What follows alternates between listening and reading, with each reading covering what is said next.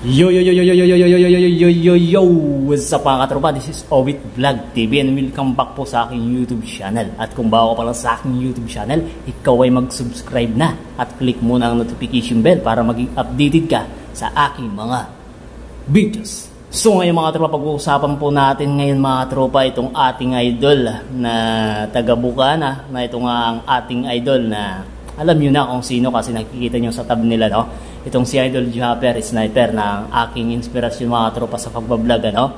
Na balang araw ay magaya ko yung kayang mga ginagawang pagtulong sa mga kapwa YouTuber mga tropa, no?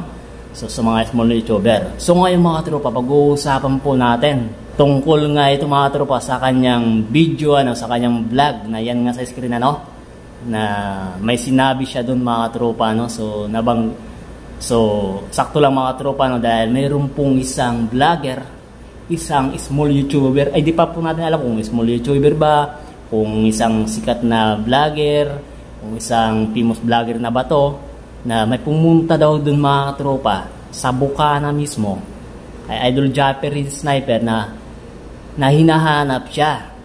Pero ang masama lang dun mga tropa, no, dahil pagpunta ng vlogger na yan, pagpasok dun sa bakuran ni Idol Japper Sniper sa Kubo, nandun na, naka-play na yung video niya, nagbablog na siya mga tropa.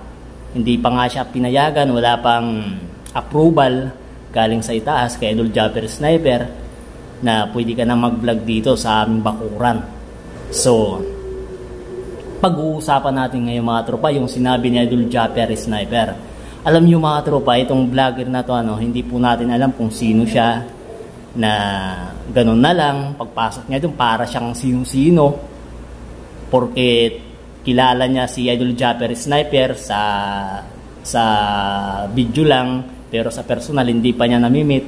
Ganun na siya, porque alam niya si Idol Japper Sniper na mabait, ganun na siya. Alam niyo, ikaw kung sino ka man, masasabi ko lang sa'yo, wala kang respetong tao. Okay?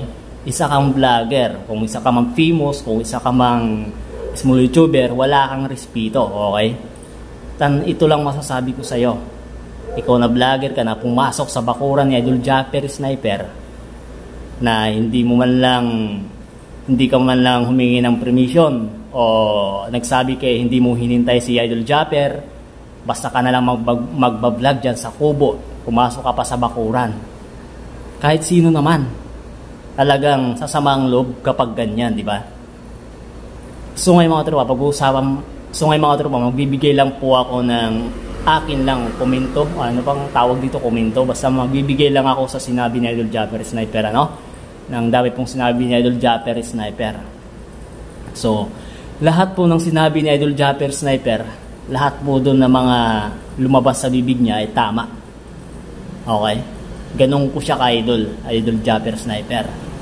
Yung sinasabi niya dati na talagang pumuputok. Ano bang tawag dito? Basta umano talaga yung malakas yung channel niya dati. So nagkaroon nga ito ng parang bumagsak yung channel niya dahil ang dami niyang natulungan, ang dami niyang na-promote na mga small YouTuber dito sa Bukana. Na yun nga, so tama talaga sinabi ni Idol Japper Sniper na yung mga fans, yung mga sumusubaybay sa kanya ay naghahati-hati na, kahit na yung iba dito na sila, yung iba dito na sila. So yung mga suli na sumusuporta kay Idol Japper Sniper, yung iba doon na nanonood sa ibang content creator ng Bukana, di ba?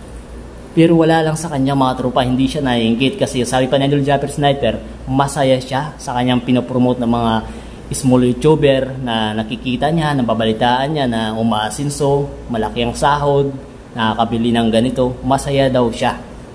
Talagang napakabuting tao ni Idol Japper Sniper. So, ikaw na vlogger ka, na pumasok ka, wala kang respeto. Okay? Kung makita lang kita na ako, wag mong aabusuhin yung kabaitan ni Idol Japper Sniper kung sino ka man, ha? Kasi ako makakilala ko rin yan sila, Idol Japper Sniper, pero hindi ko pa sila namimit ng personal. Lalong-lalo na yung editor ni Idol Japper Sniper. So shoutout po sa'yo, ma'am. Ay ma'am, crush ko pala yan eh. si Lovely, si pangit, na siya yung pangit na maganda. Wow. So, yun lang mga tropa, no? So, tama talagang sinabi ni Idol Japper Sniper, mga tropa. So, masurety nga yung mga ibang pumupunta doon, ano? Dahil pinagbibigyan ni Idol Japper Sniper, talagang pinapapasok talaga niya. Mayroon kasi ibang mga famous vlogger, mga tropa, na ayaw talaga. Okay? So, iba-iba kasi mga tropa.